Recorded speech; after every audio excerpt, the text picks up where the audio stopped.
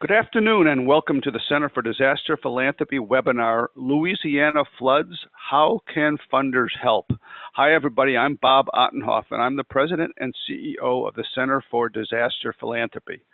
During the past few weeks, more than 6 trillion gallons of rain has fallen across the state of Louisiana, creating one of the most damaging disasters the U.S. has responded to in recent years, perhaps the largest since Superstorm Sandy hit New York and New Jersey. Some are calling this a 500-year or even a 1,000-year flood.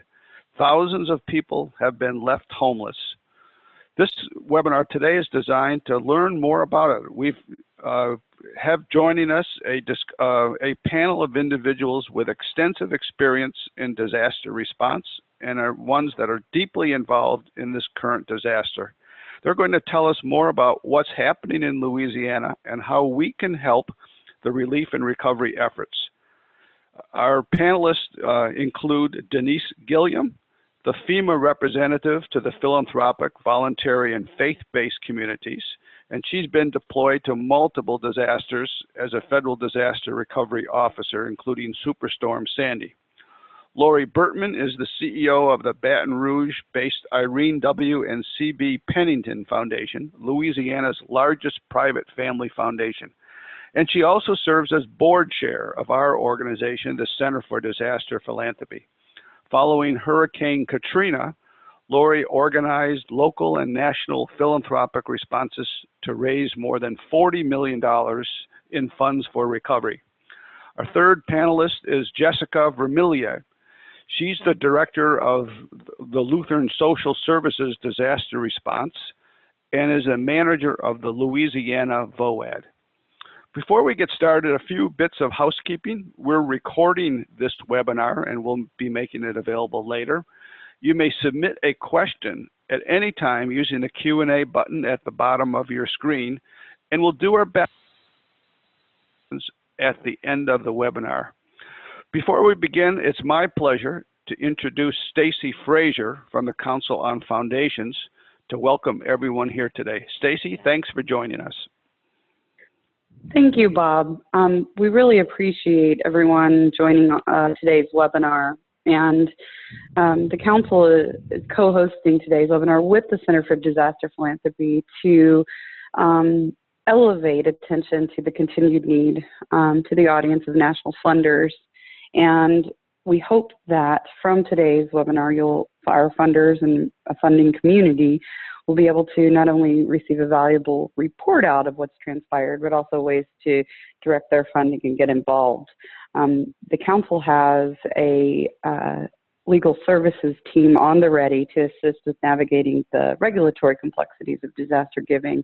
So please, I encourage you to reach out to legal@cof.org with those questions. And Bob, thank you again for bringing us together today. Thanks, Stacy. That's Stacy Frazier, the Manager of Knowledge Center at the Council on Foundations. We want to start our discussion today by asking Denise Gilliam to kind of give us the big picture. Denise, we've gotten to know you as our liaison to FEMA, those of us in the philanthropic community, but I know you've been spending a lot of time in Louisiana over the last couple of weeks, and I thought it would be good if you could kind of give us the big picture. Why are they calling this such a big storm, and what's been the impact of the recent flooding in Louisiana? Sure, thank you, Bob. Yeah, as of August 21st, we actually have more than 106,000 individuals and households registered for FEMA assistance, and we have actually approved more than $55 million to help survivors with various programs, rental assistance, home repairs, and other disaster-related needs. And we also have more than 25,000 National Flood Insurance Program policy holders who have submitted claims. So those numbers are very big. And I'm going to put it in comparison to the March flood storm, which I was actually here working on when this event happened. We had 40,000 registrations for that event.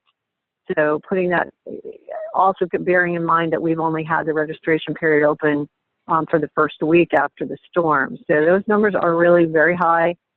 We expect more registrations.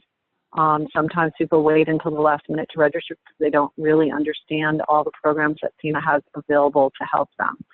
So we expect those numbers to climb. And I think from our perspective in terms of what's happening here at our joint field office in Baton Rouge, the numbers of FEMA staff has grown to the point where we actually have a remote parking site and they're shuttling our staff members in. So we have over 2,000 people on the ground here, and we expect another 1,000 or 1,200 more in the next few days. So those are huge staffing numbers for us.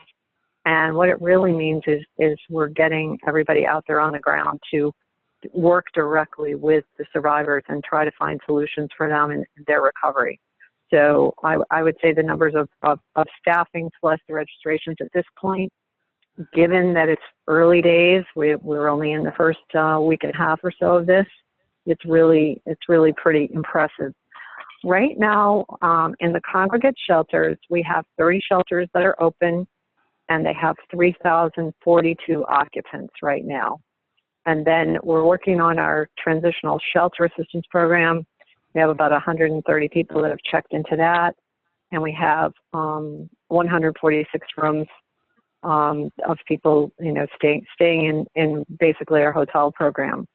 So we're ramping that up and working very hard to get very concerted effort with our staff to get folks out of shelters and into more suitable temporary housing solutions before we can figure out what their permanent housing solution is going to be. So we are. You're still in the temporary shelter yes. activity, right? And, right. And those are right. Tell us a little bit more about those. Sure. Our administrator I guess made a statement today about the fact that we're not really in recovery until we have people into a transitional housing situation. So the plan is the first 30 days of folks moving in this transitional shelter program would be FEMA paying for their 30 days of housing in a hotel. And then we would be looking at the other options that we're talking about in our joint-led housing task force, which include mobile home units in both in parks and possibly on private sites. And we're also looking at all the other alternative options for housing and for people who are renters before the expectation is that they would find another rental property and move into that. And FEMA can provide some rental assistance to help them with that. So we know that there's a housing shortage already, and we're working really very creatively to find those kinds of solutions. And that's part of what our partnership with the foundations here in Louisiana is all about, is including them. Lori Bertman is invited and is going to be a participant in that joint housing task force, for example. We're really looking for foundation support and creative ideas on how we can do this better than we have ever done before. So you mentioned, Denise, that FEMA has already awarded $55 million in federal support. What types of activities is that supporting? Well, once the inspections are done, then the damages are recorded, and then grants to the individuals based on what those damages are. So it could be for home repair, it could be for rental assistance, it could be replacement of their personal property. So all of those things, but that number will go up and up and up because obviously if it's continued rental assistance while homes are being repaired, for example, that's going to be a certain amount, and they will get what's called recertified for rental assistance as time goes on until they can get back into their home. So it includes all of those things to basically assist folks in their recovery efforts. And you mentioned over 100,000 individuals. That's the size of a small city. That many people. Give us some sense of are they? I know they're across 20 parishes, but do 100? Tell us some more about this 100,000 people. Are they in need of? Are they all in need of this? Probably different kinds of support, but give us a range of what's happening to those 100,000 people.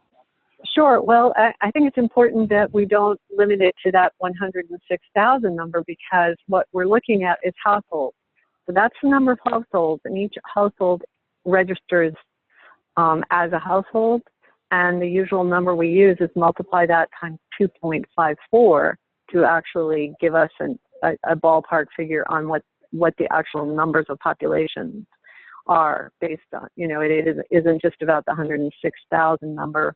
We really have to multiply that to include the family members. So the numbers really are far greater than that in terms of actual individuals that are going to be getting assistance.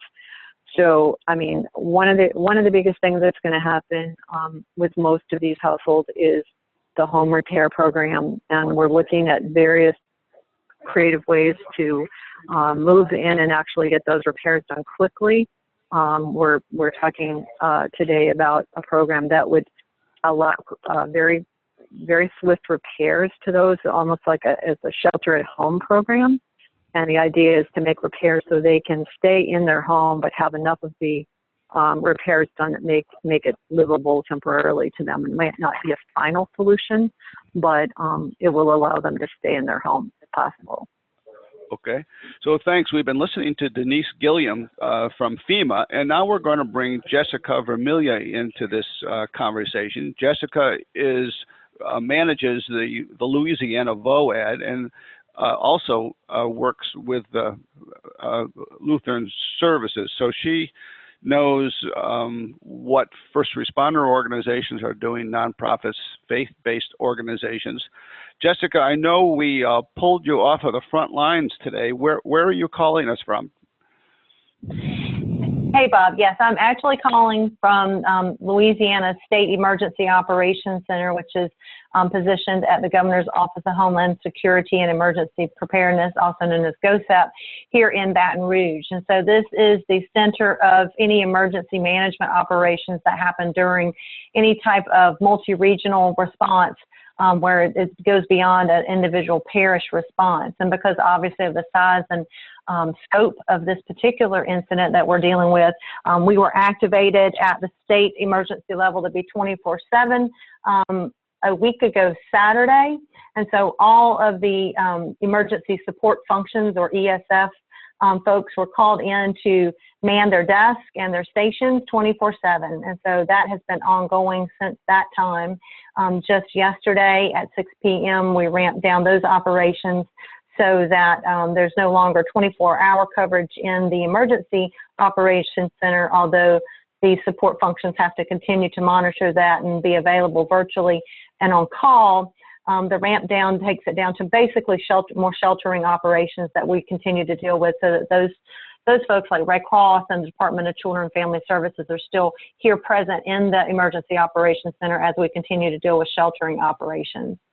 So in the position that I do here, I support Louisiana VOAD by manning that position and coordinating any efforts or needs that come up to the top. We support the parishes, put in a request for anything that they cannot fill at the parish level, and if they have needs beyond that, that comes up to the state through our web EOC system, which is basically the request system that's operated by the local governments up to the state government. And through that system, we're able to see what requests the parishes have.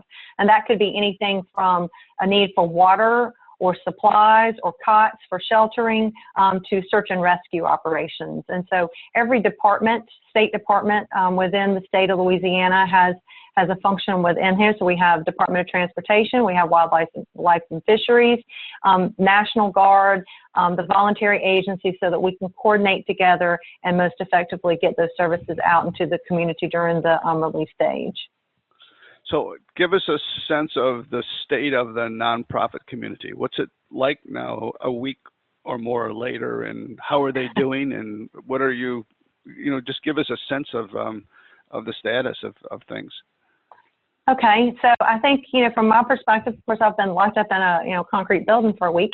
It's interesting to see from a different perspective, what's happening out there, because you do, instead of just getting that perspective of you and your community as to what's happening. You're seeing everything happening across the broad spectrum of the entire disaster, right? So you see it when it's starting, you see where it's headed, you're anticipating what's to come, while, you know, some areas are finishing up with search and rescue, then other areas are just preparing for the flooding that was coming downstream. And so it's this continual preparation for what's next and how do we best mitigate any problems with that.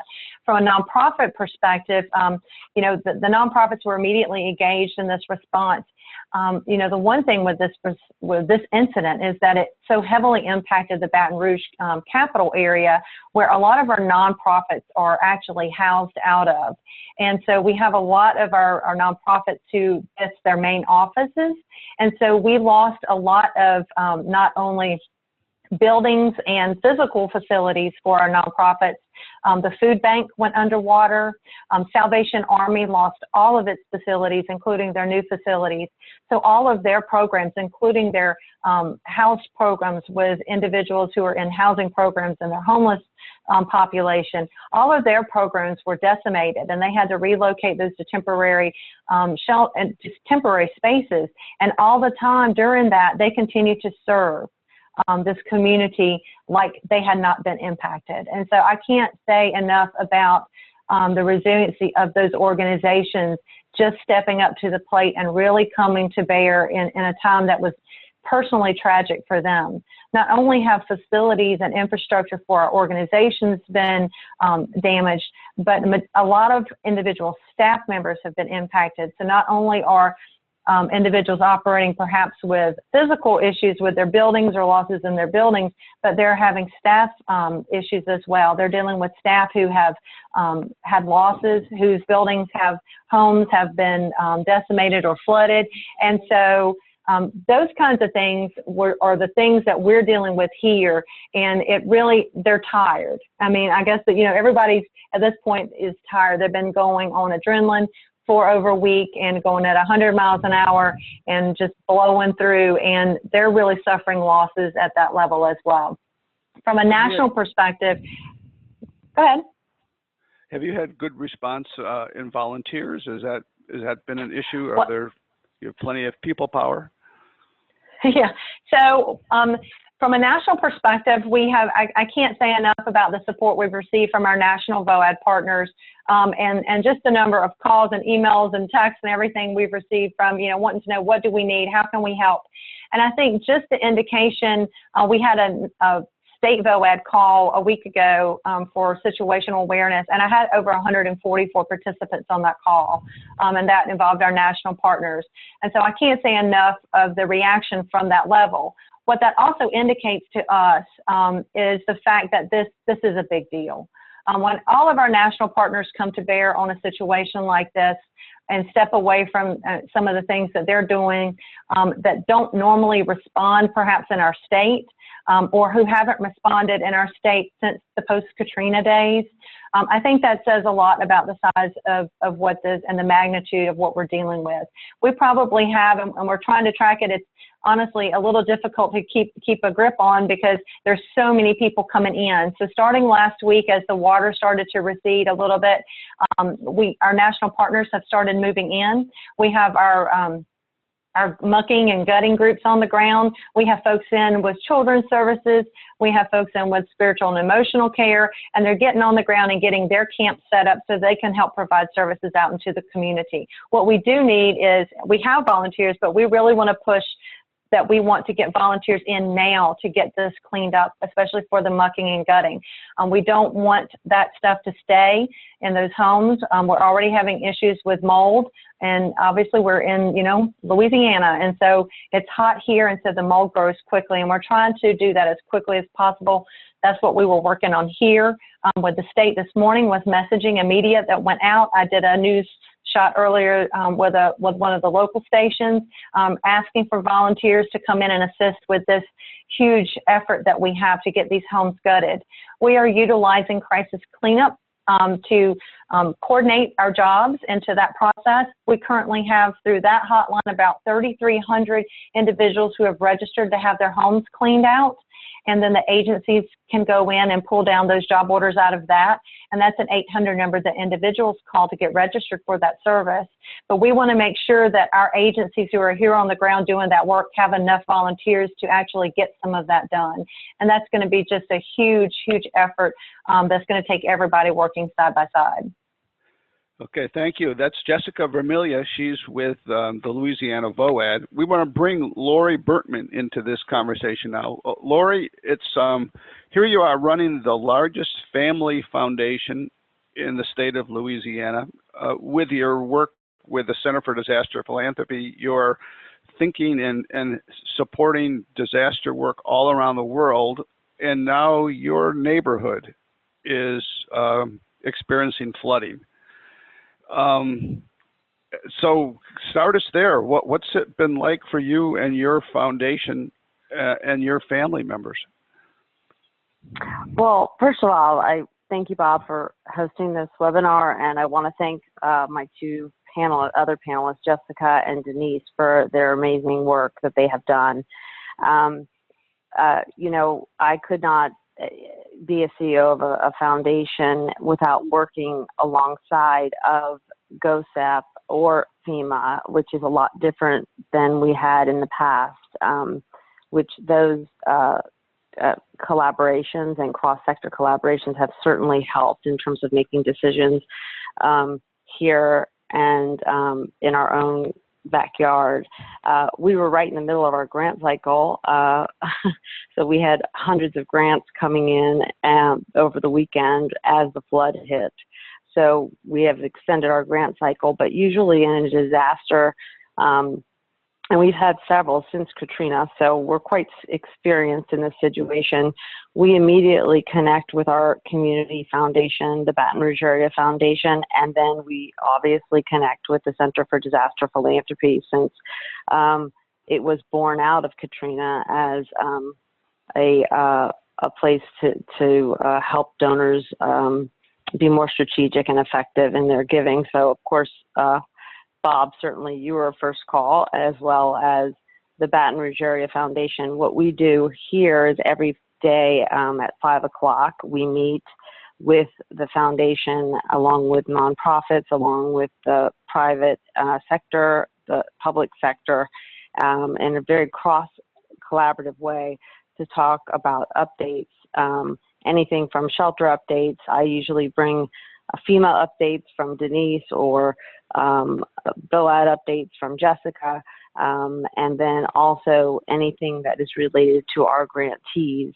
What we have also seen that our grantees have done that are waiting on, that have submitted their grant proposals in normal peacetime, have actually participated in very large efforts to clean up houses and help the state and all the national people that are coming in. I mean, actually, literally, through social media, have garnered tons of support and people to actually come in and help perfect strangers get their houses. And so, giving Jessica a head start and Denise a head start to get assistance and get people out into more permanent housing, because what we do know from past disasters is the quicker that we work to get people into a more permanent situation, the better that they will recover over time.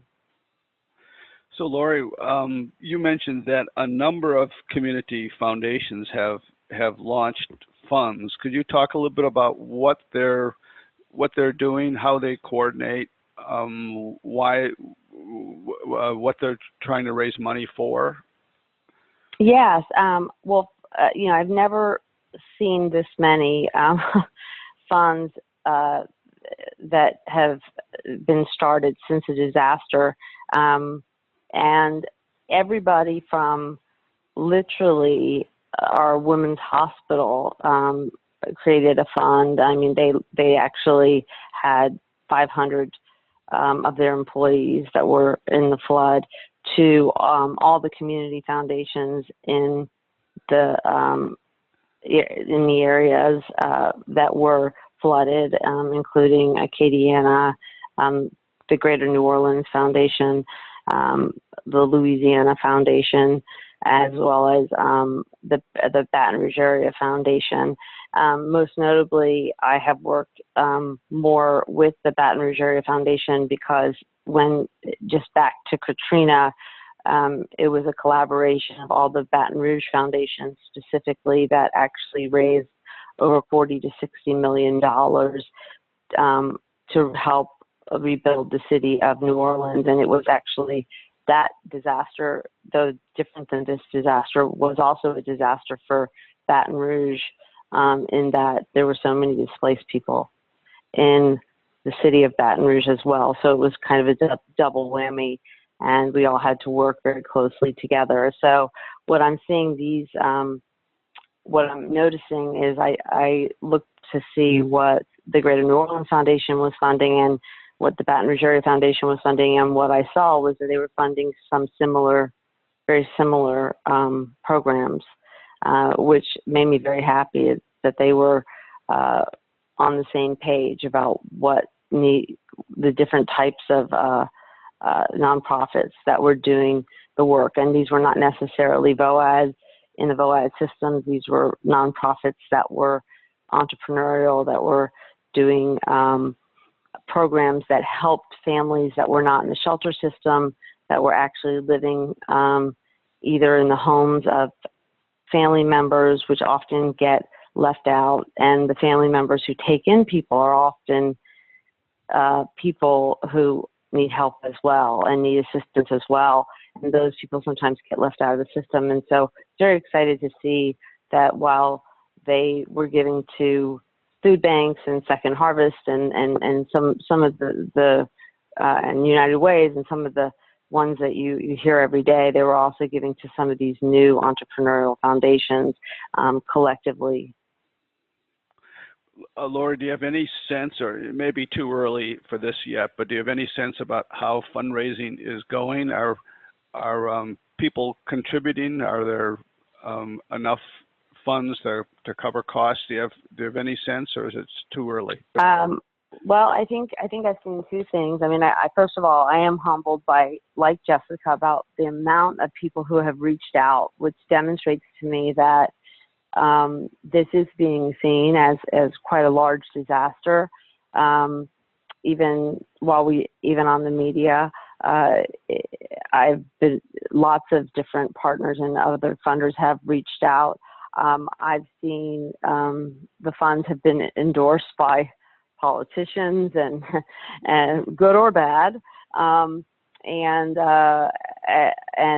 that's been somewhat helpful. I think the funding has been coming in because it's going right out the door. I think many of these funds have been set up to deliver on short-term response and relief, but also understand that everything that we do today does really kind of position us to where we're going to be in a decade. So I think we're smart funders down here in terms of understanding that even with relief funding, we're really looking at the whole spectrum and the long-term recovery. So I think more cash could be certainly coming in and could be very helpful, because I think cash is certainly best. I would also acknowledge that there is as always is, a bunch of in-kind giving coming without the request from the ground, which is never necessarily as helpful to a community as it would be if it is recipient requested, either through the state VOAD or an organization like Good 360, which is, an organization that actually has done this for 30 years and knows how to get in-kind giving from corporations to the right people in the right place, the right time on the ground. Because what's happening is people are just sending trucks as they normally do.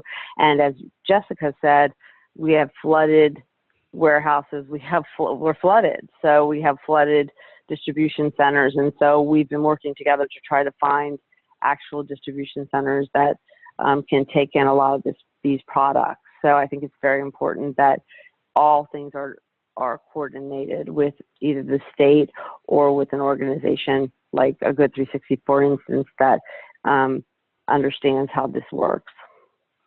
Great, that's a good reminder. That's Lori Bertman, president of the Pennington Foundation. I want to now kind of bring in all three of you for a couple of questions. And let's start with trying to assess what happens from here. So it sounds as if the immediate recovery is nearing an end, but if you could tell us about short, mid, and long-term needs in Louisiana over the next few months, and by needs, both service needs, but then also funding needs.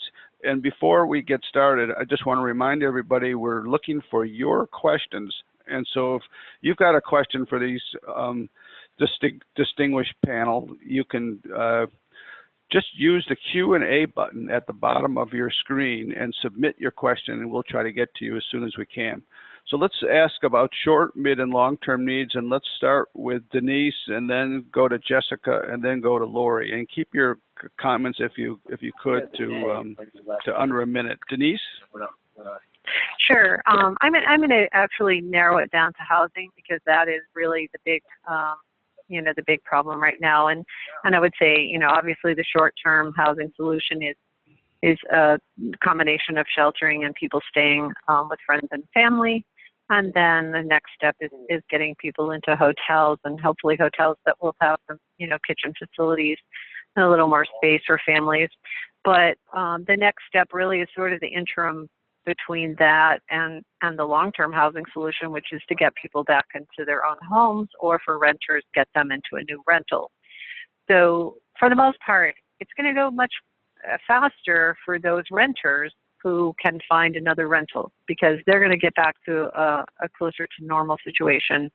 They're going to be able to replace their personal property with their FEMA grant, hopefully, and maybe get some supplemental help from the voluntary agency sector. But for those homeowners whose homes are, seriously damaged or destroyed, we will have a different path for them, because they may go into direct housing, which means a mobile home, or they may go into a rental and get rental assistance until they have the ability to get their home repaired or rebuilt. And with the demand, with the magnitude of this disaster, they're going to be competing with all of those contractors.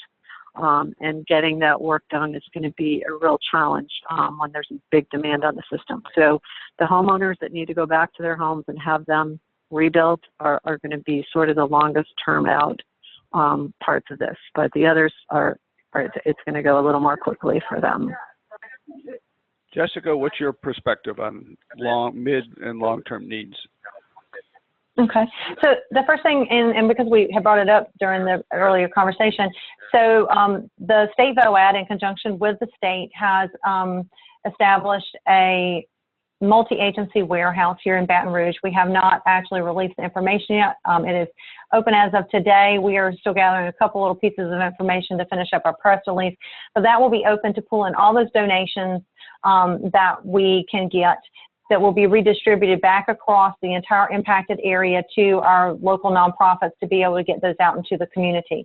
So initially, and in the short term, cleaning supplies, anything we can get, obviously, to support our volunteer efforts out in the field, whether that's personal protective equipment as they're working in the mold, to support their efforts, chemicals to treat the mold out in the homes, volunteers. I mean, it really is a true need that we need volunteers here to help with the cleanup and mucking out of these homes. And of course, mid and long term, and I have to agree totally with Denise, housing hits every one of these. Housing short term, housing mid term, and housing long term is probably the utmost and largest need that we have, along with mental health of our community. Because of the March flooding as well, we were already in a crunch for housing in the state. We now have a larger crunch to the point that it is a little scary. And so coming up with some different opportunities to create short-term and longer-term housing is going to be one of our challenges. So in the mid and long term, from a voluntary agency standpoint, volunteers who have skills to help rebuild those homes. Contractors, retired contractors who can come and volunteer their time to help coordinate those efforts and to help with leading those volunteers on site. Dollars to purchase materials, donations of materials, so that we can use those materials to help rebuild the homes for the volunteers. It really is going to be a long road ahead of us to get this accomplished, and those really money that can be flexible for the unmet needs that we come into with those who have really exhausted all of their other options with insurance and FEMA, and they don't have any other options. We have a lot of folks who have medical special needs. We have a lot of folks who are elderly, and they're not able to do this on their own. And so it's going to be the work of all of us together to help them get back into some sort of stabilized housing. Lori, what are your thoughts about short, mid, and long-term needs? I agree with both Denise and Jessica. I think short term, we absolutely have to get people into a stable situation and get them into at least temporary to permanent housing as quick as possible. I think a need that starts right now and goes through the entire cycle of the disaster are mental health needs. And those are great for philanthropy, particularly, and they're a great investment, both from a crisis level. Many of these, the families that I've spoken to are re-traumatized from past disasters, and going through this is obviously very traumatic in general if it's the first time, but really what can help people regain their sense of normalcy is certainly, good support systems, a job, and their finances getting back in order, and a home. And I think all of those are going to be needs. And then finally, I think on a long-term basis, we consider this somewhat like a relay race where instead of a marathon, this really is a relay where we are all kind of working together. We're practicing together. We're from different sectors, and we're passing the baton from each leg. And right now, we're just in the first leg. As we move to the second leg, we'll be starting to get people into permanent housing and then into recovery, and really kind of considering what we need to do to help people with some of their psychosocial needs, but also with their economic development, as well as innovate in some areas that we need to help in the final leg, which is really then back around again, preparedness and mitigation for the future, that's so that these kinds of things don't happen again, and we're more prepared in the long run. And then we can all kind of be, if you look at the Rio Olympics, then we can all be on the getting our gold medals at the end, everyone on the leg of the relay, rather than kind of that running that marathon that we all talk about, because we're not doing this alone. We're really doing this together. And just the idea that you have us three on this panel, and that all three of us talk almost every day, some of us twice, 3 times a day, is actually a show that the collaboration and us working together is going to help us get through those needs for Louisiana much faster. We're starting to get some questions from the audience, and so we want to try to go through these in rapid order. And so I want to ask the panelists to keep your answers brief so that we can get to all of these questions. This first one observes that Baton Rouge may be getting a lot of attention now, but there are 20 federally declared parishes and 7 with local declarations. And is there enough going on and enough plans in place to make sure that resources are equitably distributed among all of the 20 federally declared parishes? Denise, maybe you want to tackle that one. How does that work?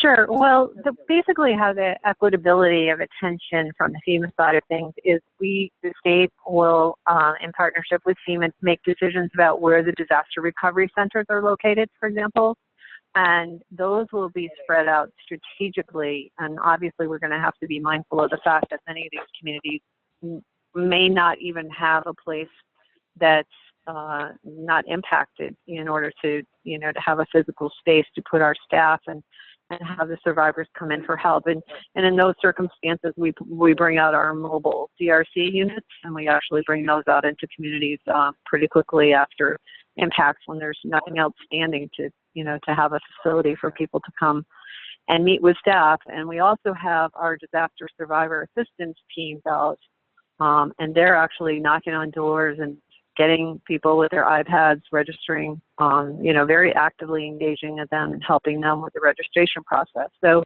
even though the attention is on Baton Rouge, our group here in the National Disaster Recovery Support section is actually doing analysis on all the communities that were impacted. And we'll be looking at those very closely and sharing that information with the state, and trying to see how we're all going to be able to collectively work together and find out what the recovery issues are and what kind of solutions we can working here with our other federal partners to find solutions for those issues that are going to exist for the long term. Okay, I want to ask Jessica to answer this next question, and this about crisis cleanup. How does it work? How does it organize field crews? How does it make sure that there are minimal gaps in service? Can you describe that organization a little bit, or that effort?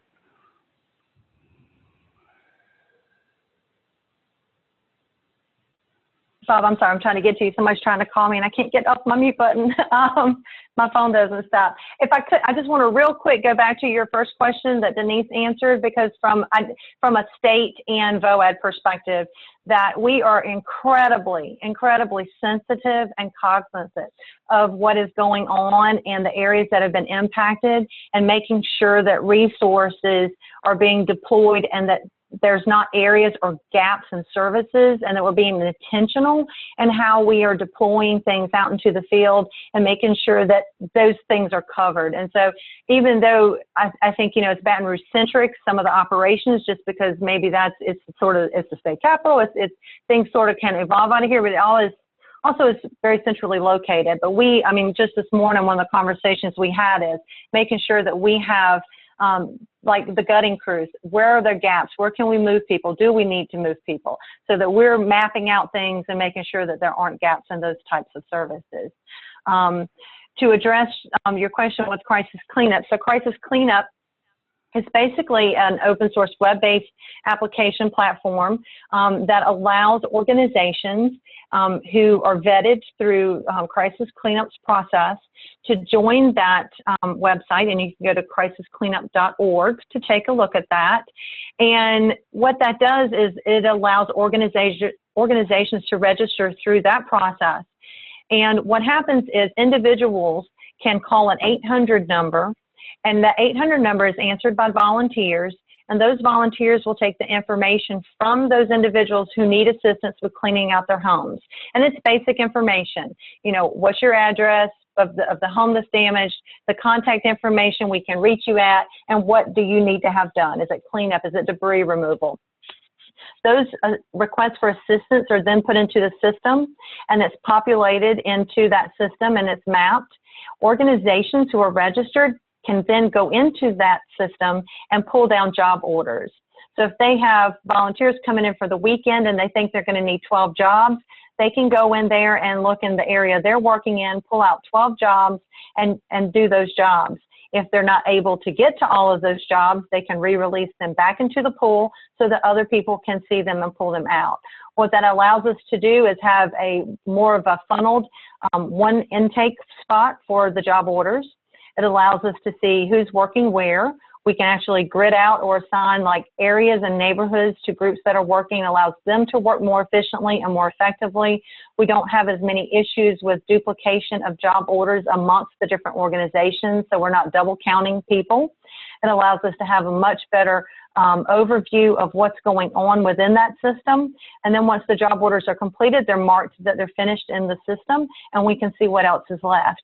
And so we can see as that's moving where we might need additional assistance, where there are jobs that are not being, maybe done, where we have gaps in service, where things are finishing up.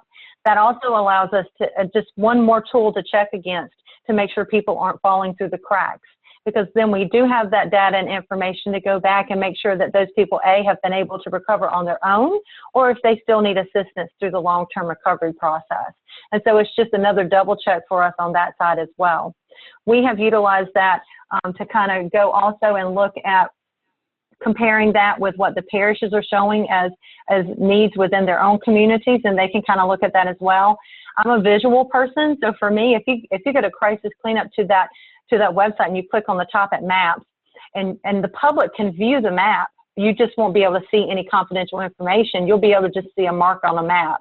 It won't give you any information about the client. But you can go there and click on maps, and then it will populate for that particular incident. And for this one, it's Louisiana, Mississippi, August 2016 floods.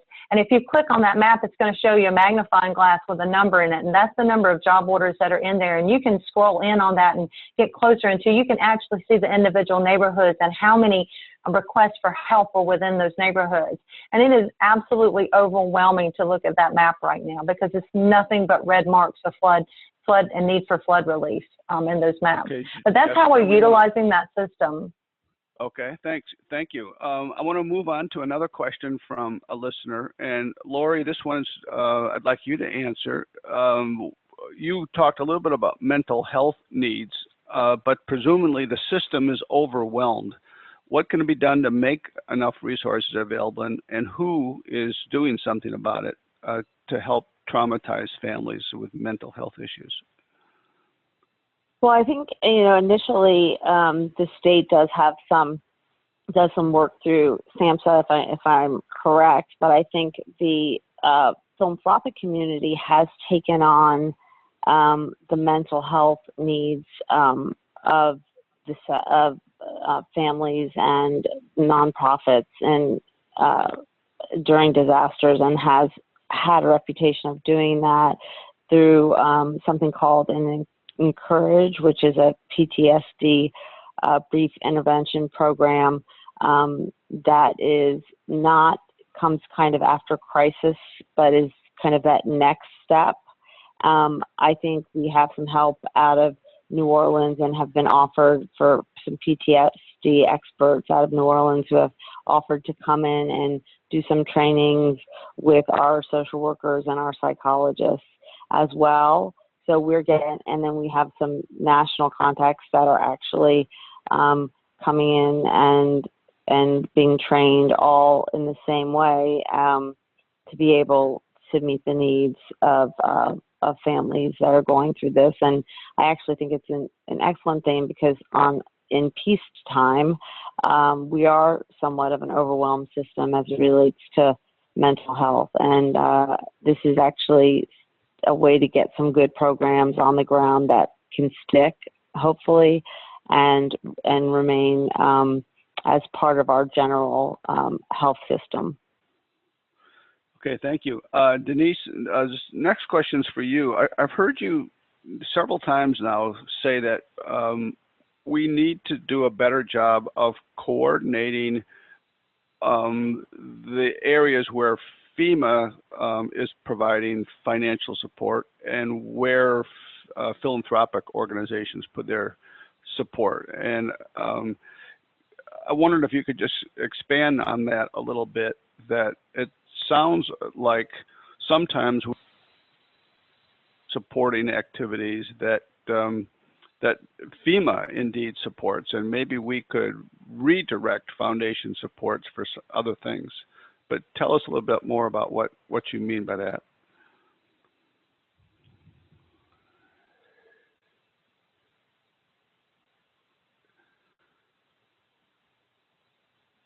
Denise, you might be on mute.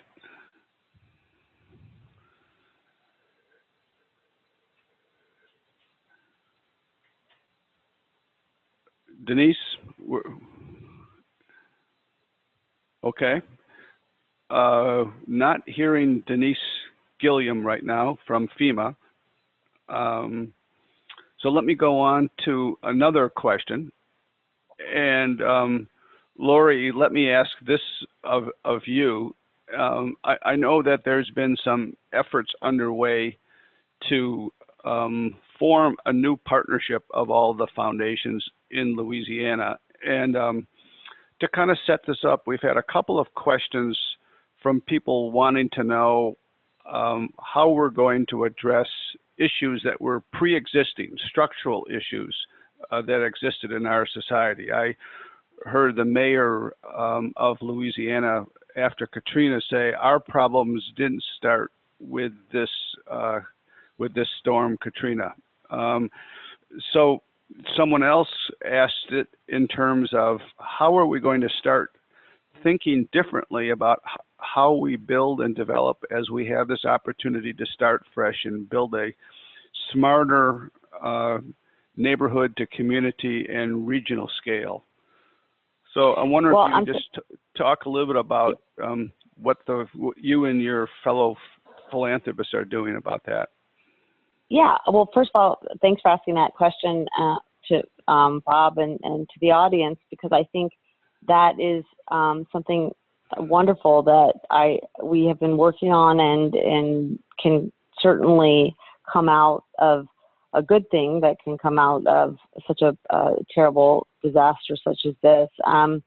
One of the about 3 months ago when the March floods, or I guess it was March floods, but around 3 months ago, FEMA approached the philanthropic community and said, you know, we would like to start a collaboration with you guys and work together because we can't do this alone. And FEMA mentioned that and said, you know, we would like the entire state to collaborate because it was the northern part of Louisiana, which has fewer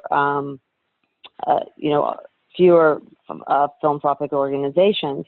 And so we began and we're very determined to build an alliance of philanthropic organizations around the state that, which is called the Louisiana Disaster Recovery Alliance, and to build an actual fund where everyone will put money into a fund on a yearly basis in a proactive way with the support of FEMA, both in terms of them hiring people to support a localized group of an alliance to try to rebuild and rethink a more resilient Louisiana along with them and then along with the state. And so our governor is very excited about this. So is FEMA and the federal government, and then along with the philanthropic community. So this was kind of an interesting exercise to see all these funds come up. At first it scared me that everyone's going in their own direction,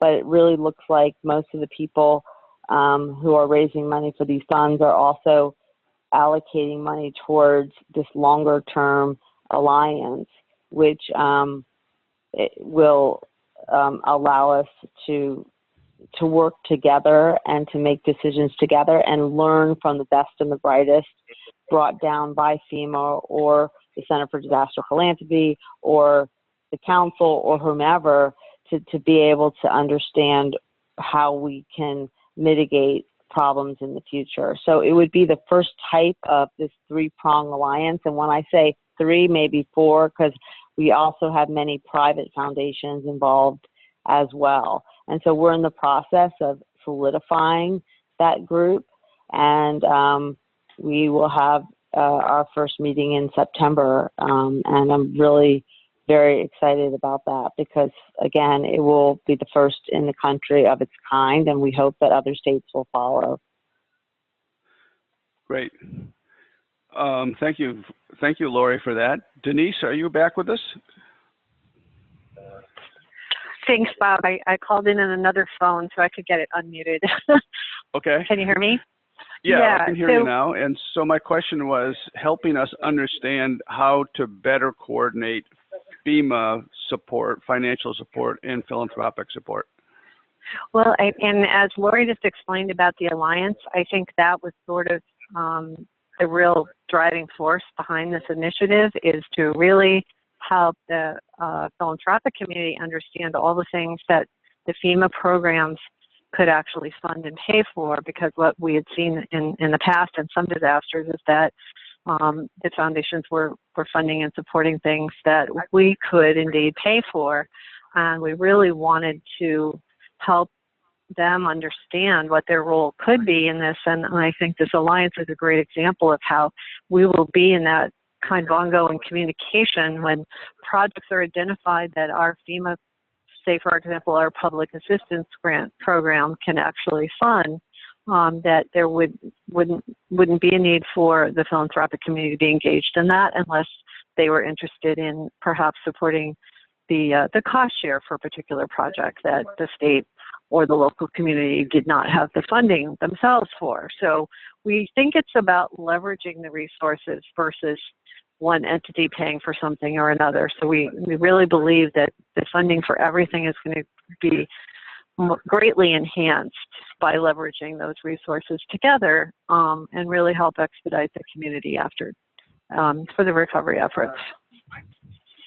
Okay, thank you. We've got about just a few minutes left, and so I'd like to ask each of our panelists if they could kind of give us a summary statement about where donors should be focusing their activity in the next few months, and some recommendations on the types of activities you would recommend that we support. And let's start with you, Jessica, and if you can all keep your comments to a minute or so, that would be helpful.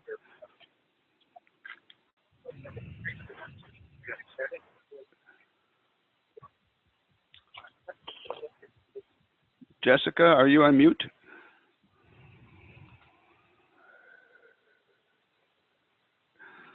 Okay, let's go on to Denise. Denise, are you free to talk? Sure. And I think Jessica is probably going to address when she gets on the long-term recovery groups that are forming and their needs to help support the volunteers who are going to come in for the rebuild programs and all of that. And hopefully she'll come back on to talk about that. But what I'm here working under the auspices of the National Disaster Recovery Framework. And one of the things I often say to funders who are interested in what we're doing is to say, we're going to let you help us make smart investments in communities. And I really mean that in a way that it takes a long time to really decide what the important issues are for each community to be able to recover to the best of their ability. And sometimes they're going to have to make some really hard decisions. And one of those is, relocation in some instances where it really is determined that it isn't a good idea for people to move back to where they were before.